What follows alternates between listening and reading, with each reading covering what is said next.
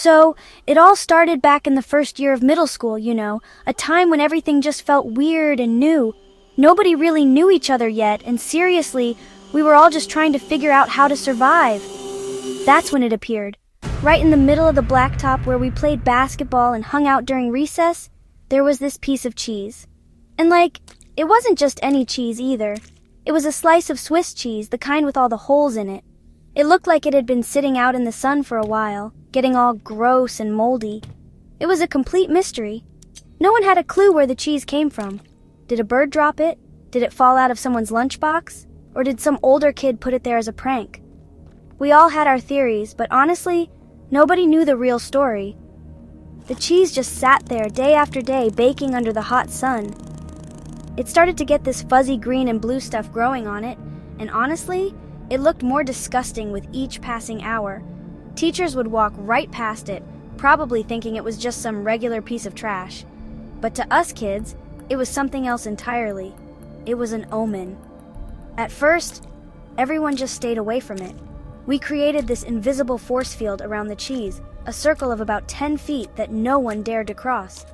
During basketball games, if the ball rolled near the cheese, the game would just stop. The person whose turn it was to get the ball would just stand there, staring at it, until someone brave enough from the other team went to get it. The cheese became this weird landmark on our school grounds, a forbidden zone that everyone knew about but nobody ever talked about directly. It was our own little secret, a gross, moldy secret. The fear was real. You could see it in everyone's eyes. We'd walk to class in a big group, making sure to give the cheese a wide berth. Even the toughest kids in school wouldn't go near it. It was like we all silently agreed that this piece of cheese was cursed. It had this strange power over the entire student body, controlling where we could and couldn't go during our free time. The blacktop, once a place of freedom and fun, now had this one spot of pure terror. And the cheese just sat there, waiting. The standoff with the cheese lasted for what felt like forever. We all just went about our days pretending it wasn't there while also being completely obsessed with it. Then, one fateful afternoon, everything changed. It was all because of a kid named Darren Walsh. Darren wasn't exactly the sharpest tool in the shed, and he was always trying to get attention. He probably saw all of us avoiding the cheese and thought it was his big chance to look brave or something. He walked right up to the edge of the invisible circle, a weird smile on his face. We all stopped what we were doing. The basketball game came to a halt. The kids on the swings stopped swinging. Everyone turned to watch Darren. You could hear a pin drop. He looked at the cheese, then back at all of us, soaking in the attention. He took a deep breath, and then he did the unthinkable. He reached down and poked the cheese with his finger. A huge gasp went through the crowd. He had done it. He had touched the cheese. For a second, nothing happened. Darren just stood there, his finger covered in gross cheese gunk. Then the chaos started. Someone screamed, "Darren Walsh has the cheese touch!" And that was it. Everyone started running away from him, screaming like he was a monster. Darren looked confused at first, but then he realized what was happening. He had this weird power now. He started chasing people around the playground, trying to tag them. It was like a game of tag, but way, way worse. If he touched you, you got the cheese touch, and then it was your job to pass it on to someone else. The game had begun. Darren Walsh became an outcast overnight. No one would talk to him. No one would sit with him at lunch. We'd all scatter whenever he came near. He was the first victim of the curse he had unleashed. He spent his days trying to get rid of the cheese touch, but everyone was too fast for him. He became a lonely figure on the playground, a walking, talking biohazard. The cheese touch was real, and it was all his fault. The fun and games were over. Now it was all about survival. The rules of the cheese touch were simple, but they were brutal. Once you had it, you were stuck with it until you could pass it on to someone else. The only way to get rid of it was to touch another person. This made the hallways a nightmare. You had to be on high alert at all times, ready to dodge and weave like a ninja. You couldn't trust anyone. Your best friend could turn on you in a second if it meant getting rid of the cheese touch. It was a cruel, cruel world. There was one loophole, though.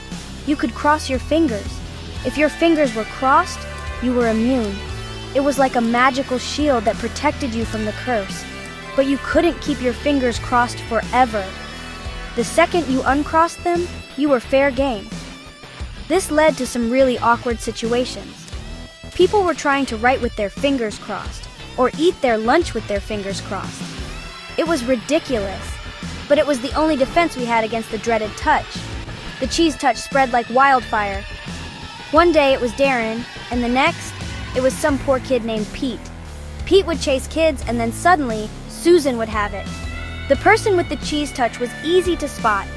They were the one everyone was running away from.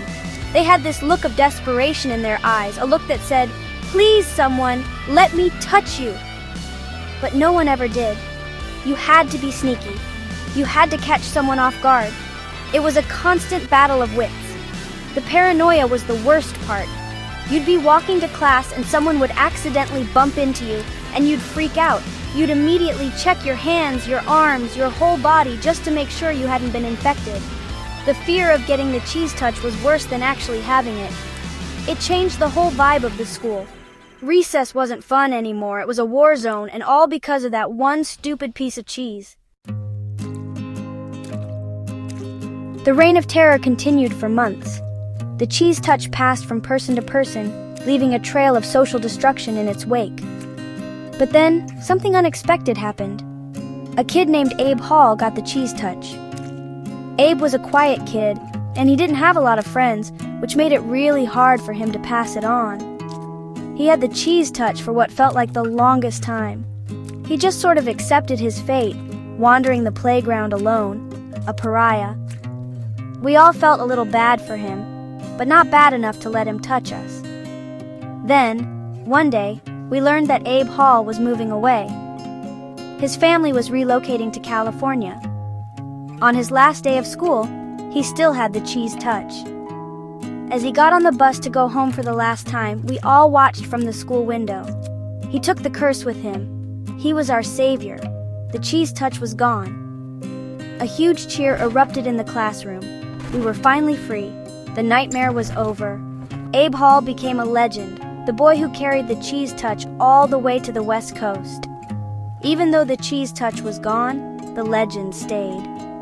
New kids who came to the school would hear the story of the moldy cheese and the curse it created.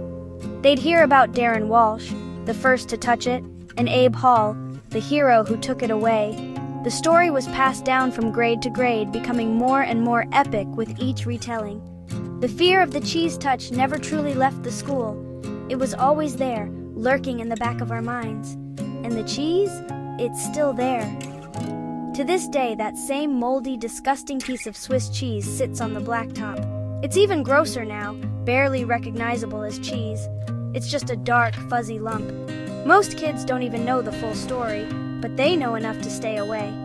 The invisible circle of fear is still there. The cheese just sits and waits, a silent reminder of the chaos it caused. It's waiting for the next curious kid, the next Darren Walsh, to come along and start the whole thing all over again.